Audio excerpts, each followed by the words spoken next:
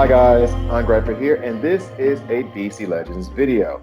In this video, I am going to be joined by Dr. Zibarro. Hi there. All right, so and then this one, we're doing another Riddle Me This. If you're listening to us on the WROL broadcast podcast, special hello to you as well. So, first things first, Dr. Zibarro and I are going to go over our thoughts on Nightmare Campaign. We already did a video going through this before. Now that it's actually over, we're just going to kind of discuss a few things. The first topic that I would like to get into with regards to it is just the actual usefulness of it. To me, I found that Nightmare Campaign was actually useful in being able to provide content for early to mid game players in terms of characters that could be used. The tunes in Nightmare Campaign were far more difficult, were far harder if you weren't using Black Flash or Superwoman. And so it was able to give me a better gauge. And I did like the content itself overall. Dr. Zabarro, I know you had an issue with the AI itself. So how did you feel about the event overall, and how would you want to see it change in the future?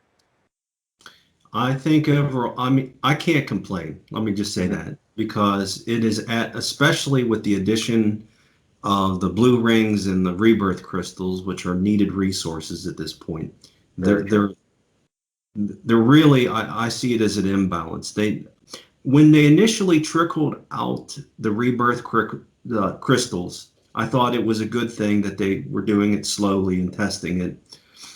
But now that there's a number of people with RB5 characters, they need to get more of those out so other people can compete at that level, Yeah. especially those sort of at the mid game to that are playing at particularly 70-11, but maybe even folks at 60-10, Yeah. so that they can actually compete with the environment that's out there. Mm. So in terms of the AI that you bring up, I was saying I wondered to myself why they neutered Superman, why they neutered Barda, why Mm. did they take their powers away? Mm. Because if they had those powers, it would be truly a nightmare, you know? True. Yeah. And that was the thing. Like I tried to do I feel as though, like I said before, Superwoman and Black Flash actually made the event easier. Like I think that the difficulty of this event was the same as the one in the fall, except that if you had Superwoman and Black Flash, then they are on a different level. Like this, them being S tier within this context, within the in the PvE context, it just, I mean, S plus tier because And the we didn't amount. have them. We didn't have them in the fall. Exactly, that's my point. And if I believe like if we had Black Flash, only Black Flash even, or Superwoman, the ability for Superwoman to help anyone who was even early game to punch up. Like for Black Flash came out not last month but the month before in January, correct? And I so believe so. mhm. Yes. Yeah, and so I think that if you were an early game player with a L1 Black Flash and you just got a L1 Superwoman, you could have gotten reasonably far in Nightmare Campaign, even though you've only been playing for like maybe 3 or 4 months, because they allow you to punch so much higher than your actual weight class. Hmm. So Indeed. I think that, and as I was, and I don't know if you ever saw the video that I did, but the it also made Bleeze amazing. Like Bleeze was really good in this PvE content because as a taunter, and I'm if you disagree with anything that we're saying, please comment in this comment below. But in this content, in PvE content, Bleeze and Superwoman, the way that they stack their men, well, the way Bleeze stacks men's and the way that Superwoman stacks empowered strength ups, that makes them so much more powerful by the end of the match, in the middle and the end of the match, that they're basically just one-shotting anything they touch. Well, Superwoman's basically one-shotting anything she touched, no matter the affinity. And Please is so tanky and has so much heal that you can't do anything with her as a taunter. So I don't know. I think it helped see the value of some of these tunes. Superwoman's value was going to be high anyway, but I think it helped display the value of some of these tunes and what they could have been for early to mid game players, as opposed to us who are in game and who are basically focused on PvP. Hmm. So, oh, and one complaint I do have is that they please let it reset every day. Like it's only Yes, 3 days. Please give us that reset for every 3 days. It's just 3 days. I just want the reset. that would be the right balance that we need, I think. In Yeah, fact, I'll admit that for the first time, um, I've never bought one of those $100 packs, but for the mhm. first time, I was considering it. Really. And if there was more availability of resources Hmm. from that event where I Hmm. could actually use the extra gems and invest and help with the extra legendary essence, the extra rebirth crystals, I Hmm. may have done it. But when I found Oh, out it didn't reset, I'm like, now it's not not worth gonna do it. Not gonna it. do it. CWB, you're missing out on money. If you had just made it more, and that's the other thing too. Like by giving us more content, you're encouraging those who do spend to spend. And so by not resetting it, so for example, I wasn't considering that, but I was, well, who knows if I was considering it or not, because I was sitting there already the first day, like, okay, do I have enough gems to complete Nightmare and then also complete my 30 heroic because I need to get that extra siege energy so that I can get Dark Side. And I was sitting there trying to do the math, and then once I figured out it didn't reset, I was like, okay, well, I don't need to worry about it now. I mean, fine, I'll do the last node for content for the channel, but if I'm not going to get any resources from it, I'm not going to do this whole thing all over again, so I'm not going to waste the gems. And So, if they were smart, I know they're not listening to this. WB is yeah. anyhow, but if they were, this would be the smart time to do it because Yeah. everybody it's tax season and they're going to be getting in all those stimulus checks, right? Yeah, yeah, There you yeah. go We're for just your trying to player help base. stimulate the economy. We're trying to help get past this pandemic. So hey, reset the event daily. In fact, make it a 7 day event. Reset it every day. You're helping America and you're helping the world. So the next topic that we're going to get into is actually centered around raid. We have a raid coming up very soon, and so Dr. Zibarro and I wanted to discuss, and I will be, to be completely fair, Dr. Zibarro is a little bit better at raid compositions and a lot of team compositions and synergies overall. So basically, especially with the new tunes that were added to the game, we wanted to discuss the raid team compositions that you should be considering or thinking about. So I'll let you lead off with, in this raid, who do you think are going to be the MVPs for your team? Obviously, dark side. So Mm, every time, here's what I do for each raid. So first of all, I wait and see who the 5x characters are going to be. hmm. Then I will say who among those three, usually three, we had four the last raid. Yeah. Among those three, who is going to be the best damage dealer? Because that's what you really need. And for Hmm. whatever reason, I as I was saying before we started here, Mm, that Riddler's in the 5x category. It looks like they're obviously starting to pay attention. WB yeah. is paying attention, but they're not paying close enough attention because what we need in the 5x category is somebody that does at minimum 50,000 damage. That's like minimum Yeah. 50,000 damage. But really 75 would be better Hmm. on one way through because if it takes you more than three times, more than two or three times to kill the 150 boss or to get the MPV award for that. Hmm. It's really a waste of your resources. It's a waste Yeah. of investment if you can't get that Yeah. in at least two or three hits. Yeah. So I wait each raid to see who the 5Xers are going to be. I don't expect Superman to be that great or Riddler is a good support character. I don't expect to get a lot of damage from him, but he'll still be useful because he'll put those agility downs Yeah, and the call assist from his third. But yeah. Darkseid by far is going to be the MVP this raid. And I would also say usually I don't bother with 3x or 2x, but Hmm. I think we can make an exception this raid because of just how powerful Superwoman hits and Wonder She's Woman gonna hits. she's gonna be an absolute. Both of them are gonna be absolute monsters, especially Superwoman to me. Like the just because of the way that raid is structured, where you're only really fighting one boss, and you're gonna have so many turns over and over and over again in a 90-second to 2-minute span. She's going to be stacking those empower strength ups. She's going to keep and this was actually in something that I wanted to run by you. As you say, Darkseid might be your or will be your MVP for this one. I was considering a team structured around Atrocitus at lead. Then you have Superwoman, Darkseid, and then run either Jessica Cruz or running Star Sapphire to add intelligent downs so that Darkseid hits harder. Now, here's the thing.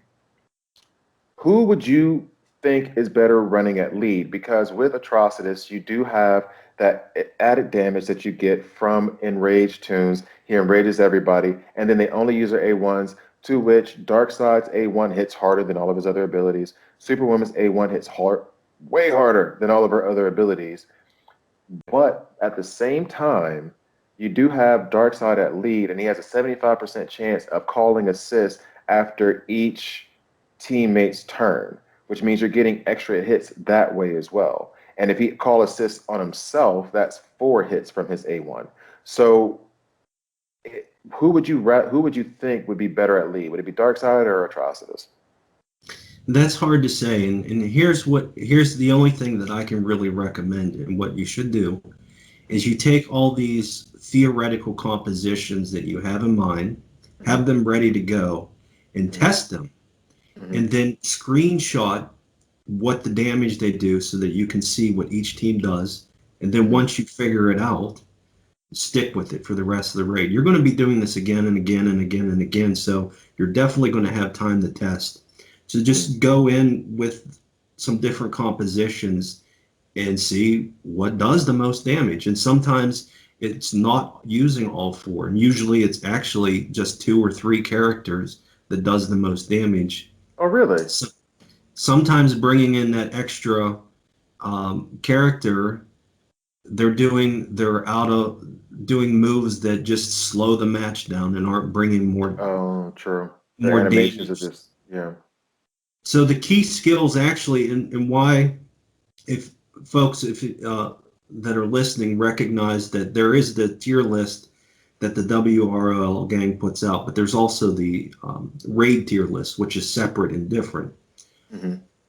The things that you should recognize by looking at that tier list are the particular skills that the highest characters have, and they are there's really just four. Number one, I would say the most important is call assist. The characters that don't have multipliers that can help your team would be like Hippolyta or Saint Walker. The reason they help you is because they bring more damage by calling assist those heavy damage dealers, the Yeah, 5x characters. yeah. So the skills are call assist, critical chance up, agility down. Both of those help you give more damage. And then just the stupid OP characters like Arcus and Cyborg. And Cyborg actually works because in a PvP match, he can never get ramped up fast enough. Oh, but in a raid he can. But in the context of the raid, he can. That's why he Mm, actually excels there. So if you don't have Arcus, Cyborg is a good alternative. But Arcus, I think, in terms of not being a multiplier, is the MVP. He usually can get something out of him. Can't remember which raid it was, but the raid that we had that had Super Girl, not Superwoman, but Super Girl, who just okay. does piddly damage, last year sometime. Yeah, yeah, And I have her leveled up. She was worthless. yeah. I used Arcus, and Arcus did the job for me because he does some good damage. Okay. I did not realize that about Cyborg. I never even well, here's the thing, and this is a fault of my own, is that once I've written off that tune as like, you've let me down, I've invested all these resources and I just completely forget that they exist within the game. So Mhm. it never even crossed my mind to try to put Cyborg in there. I might need to relook at all of my rosters just to see my whole roster just to see if there's anyone else in there that might be more valuable in raid. And I'm starting to lean towards focusing on a little bit more shit. It can be very monotonous. And so I tend to just pick one team and then just stick with it and just, go all the way through those days and until the end. So, I would say, in my opinion, the best three mhm, characters that you can use every raid, that in my experience over the last several raids have been useful, are mhm, Hippolyta, Owlman, and Arcus. Those mhm. would be the top three that Okay. aren't necessarily multipliers, but can bring something to your raid team. I think you're going to get a little bit of a challenge from Superwoman and Darkseid though this month. Well, they're I, new, so we'll have to see how they play out yeah, this.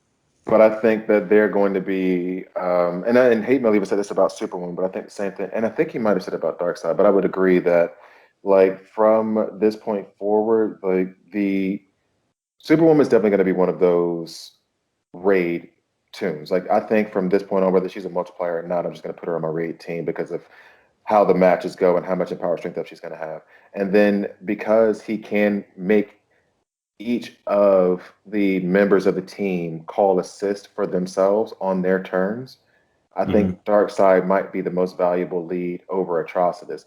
Even though and that's the other thing too. Atrocitus though, at lead, he when he enrages, your strength multiplies. So that's the thing. I think I'm gonna try. I'm gonna definitely try both. Post a video of it, of course. And in fact, wait, no. When does raid start? It starts next week, not this week, right? About a little over a week from now, I think. Okay, yeah. So then it'll have to be on the next one. But so what I'll do is I'm actually gonna just do both. Try it, see how it goes. But I think Dark Side is actually gonna end up being a very valuable lead, just because it means that everyone on the team has a 75% chance to call assists. Full Mhm. stop. And I do. actually, one of the things you might want to do is have another one like Hippolyta or Saint Walker, because, well, not maybe not Saint Walker, but maybe Green Lantern Hal Jordan, just because maybe you can get a call assist chain going to where you just have multiple call assists being called upon. I don't know if the passive would proc that passive. I've seen it happen before with other tunes, and maybe, who knows, have to experiment. I'm going to experiment with it in PvP beforehand, but I could see him being one of those. If you told me right now that his ability was every time on his A1, there's a 75% chance of him calling assist, similar to, well, not similar, but Green Lantern, Hal Jordan, he has a call assist on his A1. If you say 75% chance for one tune, then you would be happy with that. 75% on all of them, it's amazing. So I think that's, I do see Darkseid and Superwoman being valuable in raids going forward.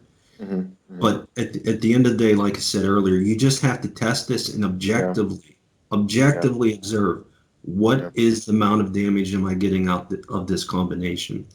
yeah. And I think Superwoman actually has the potential to play the role of the red Arcus in raids, essentially. Mm, yeah, You know, yeah, someone that gives OP damage that's not a multiplier that you can use in the yeah, case that you don't have the person a good option from yeah, the multiplier list. yeah. I would agree with that. I definitely would agree with that. So I think we're going to call that an episode. So It's good. thank you, Dr. Zibarro, for joining me today. And in case you guys are wondering why I keep looking in the corner, it's because his face is right there on my screen. So thank you, Thanks Dr. for having Zibarro, for me. joining us. Um, thank you guys for watching. Thank you, thank you, thank you. Please like, please subscribe. If you're listening to it on the podcast, great. Subscribe to the podcast. And then there's a link in the podcast. Click on the link and go to the YouTube video and watch the YouTube video, because why not do it twice and take notes? Write down all these names. So thank you guys for watching all the way through. Like and subscribe, and I'll see you next time.